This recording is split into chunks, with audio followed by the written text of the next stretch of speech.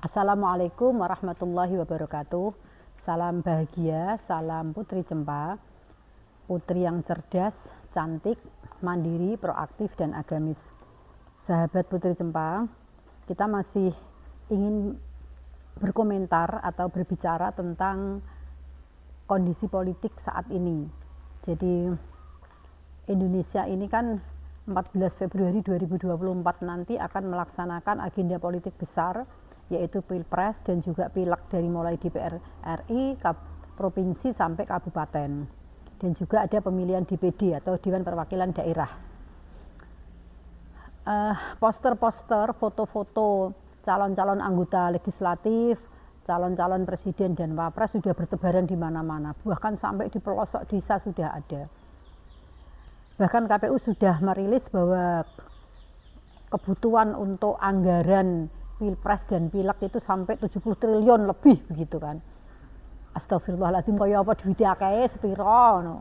Upama digawe infrastruktur, digawe jalan tol, digawe masjid itu dadi pira ngono lho.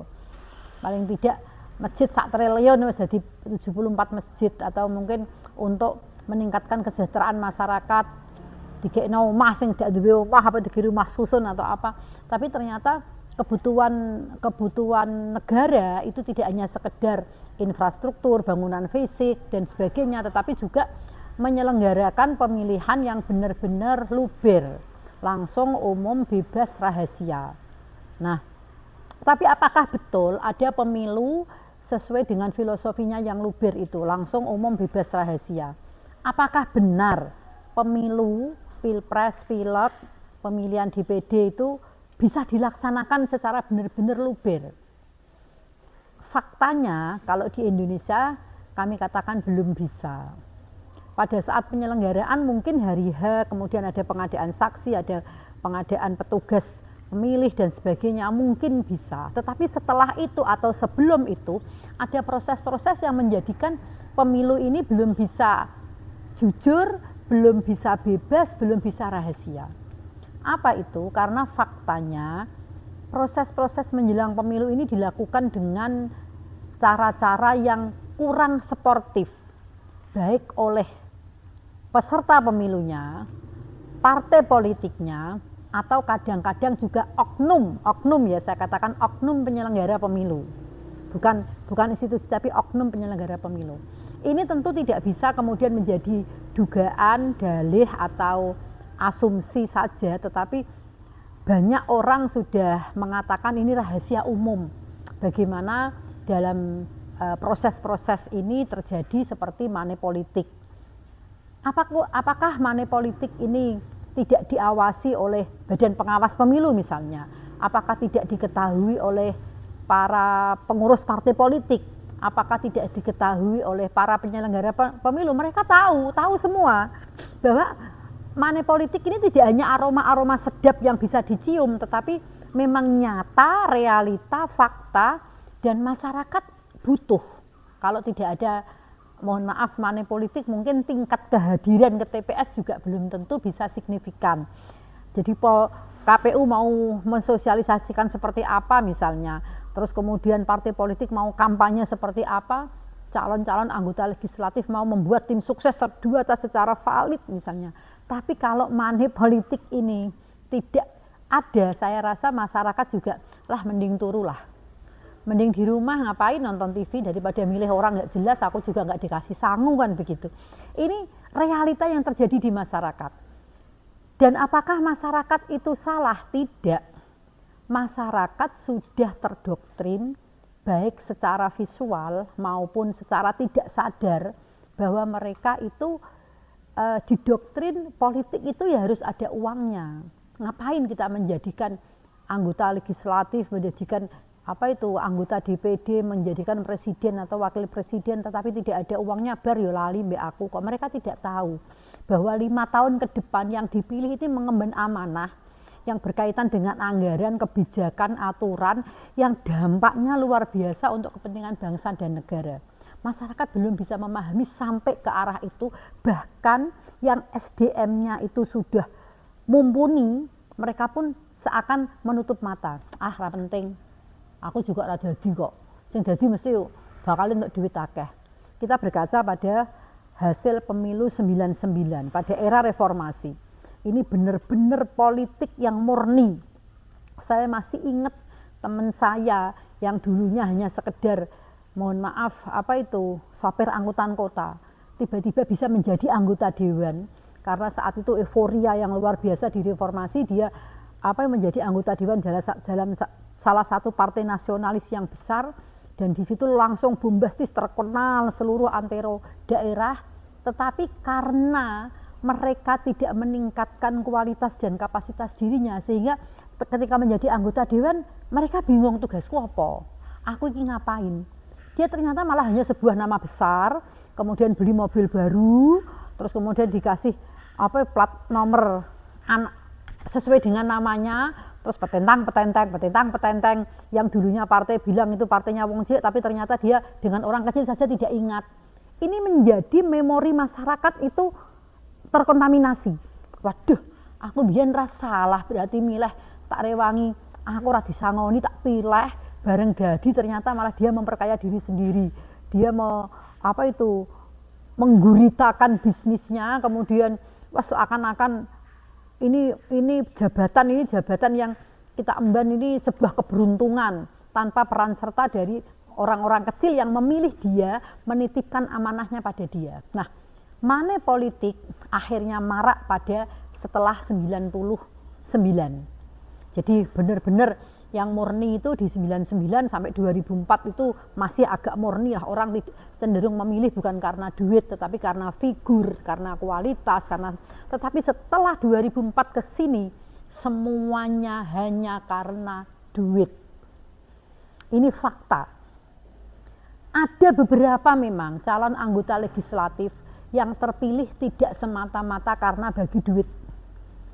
Ada juga dia tidak terlalu mengeluarkan biaya besar tapi ternyata jadi. Tapi ini angkanya minoritas. Rata-rata mayoritas mereka terpilih karena mereka menggunakan strategi money politik. Nah, masyarakat setelah 2004, 2009, 2014, 2019 sampai 2024 nanti, sepertinya persepsi masyarakat tentang politik yang menggunakan uang itu sudah mulai bergeser. Karena mereka sudah sadar ternyata aku iki dikei duit kon milih anggota dewan, ternyata setelah itu aku ditinggal. Berarti aku dihina dong, dinyek, tak diregani. Masa regani mung 50.000 100.000. Setelah itu aku ditinggal, nggak dikasih peran apa-apa, nggak dilibatkan dalam pengambil kebijakan, dan ternyata anggota dewan yang tak pilih gara-gara aku dikei duit itu di sana, mohon maaf, isane mung duduk, diam, rokok, senyum, ora tahu ngomong, ora tahu usul, nggak pernah membawa aspirasi masyarakat. Wah, aku rugi dong nek terima 100.000.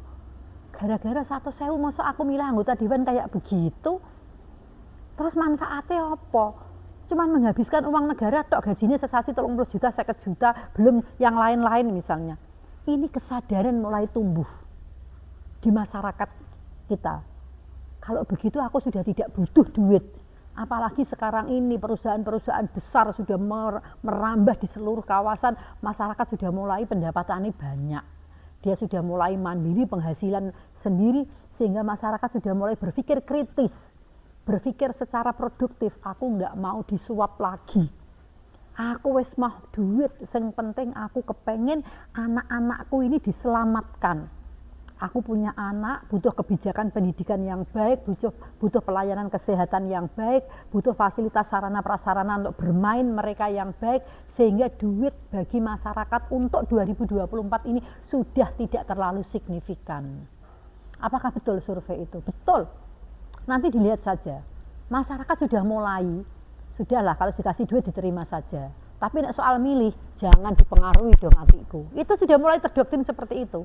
Silakan aku dikasih duit nggak apa-apa, tak terima. Tapi soal pilihan mereka sudah bisa menentukan. Bahkan mereka sudah bisa mengkondisikan orang tuanya, awas lho Bu, nek milih ora padha karo aku gak mulah lho engko lho. Itu mereka sudah berani nantang-nantang gitu ke orang tuanya. Karena apa? Ini soal harkat dan martabat bangsa. Ini soal kebijakan publik. ini soal kebutuhan masyarakat. Kalau Bapak Ibu milih orang itu, berarti Bapak Ibu menjerumuskan loh. Karena orang itu ibadahnya saja enggak, setiap hari cuma main perempuan, mabuk-mabukan, ngomong nggak bisa, nggak pinter juga. Masa jadi pilih gara-gara duit? Jangan, Bu. Ini sudah mulai terdoktrin. Masyarakat sudah berpikir, terus aku milih sapa nang? Ya milih Pak iki lho, Bu. Milih Bu iki lho. Orangnya itu dia bisa untuk mengusulkan apa yang menjadi keinginan kita. Dia peduli kepada masyarakat. Dia orangnya amanah. Dia akan mulai berpikir seperti itu. Sudah tidak berpikir backgroundnya najane kaya raya, misalnya anaknya orang berpangkat misalnya, atau kemudian dia mempunyai masa lalu yang bagian enggak penting. Yang penting saya melihat karakternya kuat, dia amanah, dia bisa diandalkan. Wes aku ra dikei duit gak apa-apa, tetep tak pilih. Nah kamu nggak kenal, kok ora apa-apa aku kenal figur ini. Beberapa kali saya sudah kenal, meskipun aku nggak berinteraksi secara fisik, nggak pernah ketemu secara fisik, tapi aku kenal. Lah masuk jenengan apa milih, misalnya contohnya Mas Gibran, harus ketemu Mas Gibran langsung, kan ya nggak mungkin. Portofolionya dilihat dong. Misalnya ketemu Cak Imin misalnya, kan ya belum tentu semua orang ketemu Cak Imin. Atau misalnya ketemu Pak Mahfud MD, kita lihat jejak digital, kita lihat bagaimana informasi-informasi tentang beliau dari media-media sosial, kita bisa merumuskan. Dan satu hal teman-teman, sebetulnya melihat karakter orang itu gampang kok. Dilihat saja dari mulai cara dia bersikap, cara dia menanggapi atau etis kepada orang lain, itu bisa dilihat kok karakter seseorang. Sehingga 2024 ini fenomena sudah berubah. Semua peserta pemilu, pelaku politik dari mulai pilpres, pileg sampai pemilihan DPD, silahkan pakai uang, tapi uangmu tidak jaminan bisa terpilih. Ini harus digarisbawahi.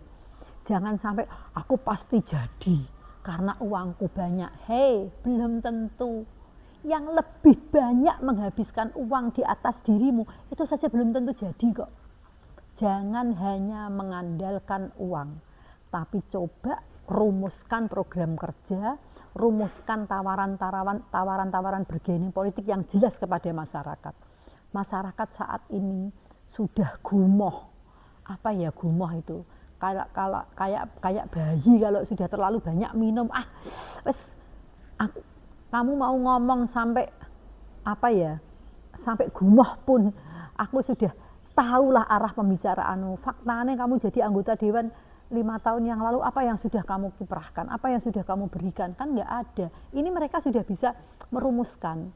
Sehingga hati-hati kalau calon-calon peserta pemilu tahun ini masih menggunakan pendekatan dengan money politik, benar-benar yang detail, benar-benar yang selektif.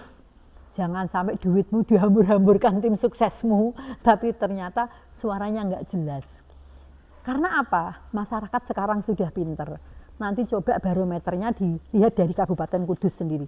Kabupaten Kudus ini terkenal kebutuhan untuk money politiknya itu luar biasa. Kepala desa bisa sampai miliaran, pileg bisa sampai miliaran. Tapi untuk 2024 nanti situasinya beda. Situasinya beda. Masyarakat sudah tidak melulu hanya berpikir tentang uang. Bisa jadi satu orang bisa dapat uang dari berbagai calon anggota legislatif, tapi dia milihnya cuma satu yang justru tidak ngasih uang, tapi dia yakin gitu loh. Jadi satu orang bisa dapat si A, si B, si C, si D, dia dapat banyak. Misalnya satu orangnya 50.000 misalnya, dapat 6 orang 300.000, lumayan, bisa untuk kuota berapa giga ya ini ya kan gitu. Tapi untuk pemilihnya itu dia sudah punya pilihan, meskipun tidak dikasih uang dia tetap milih sesuai dengan kata hatinya. Untuk itu teman-teman, proses politik ini harus dijalani dengan kewaspadaan. Silahkan masing-masing institusi menjalankan peran dan fungsinya. Kalau memang di dalam proses perjalanan itu harus ada money politik, ya diawasi dong, dididik masyarakat itu. Ada edukasi ke masyarakat, tidak sepenuhnya harus pakai uang. Caleg-caleg, terus kemudian calon pemimpin-pemimpin, pilpres, tim suksesnya mulai selektif. Uangmu tidak jaminan kamu mesti berhasil untuk meloloskan ambisimu, meloloskan keinginanmu. Karena apa? Masyarakat sekarang sudah pintar. terima uangnya, tapi pilihannya tetap sesuai dengan kata hati dan pilihan hati. Salam bahagia, salam sejahtera, salam Putri Cempa, cerdas, cantik, mandiri, proaktif, dan agamis. Assalamualaikum warahmatullahi wabarakatuh.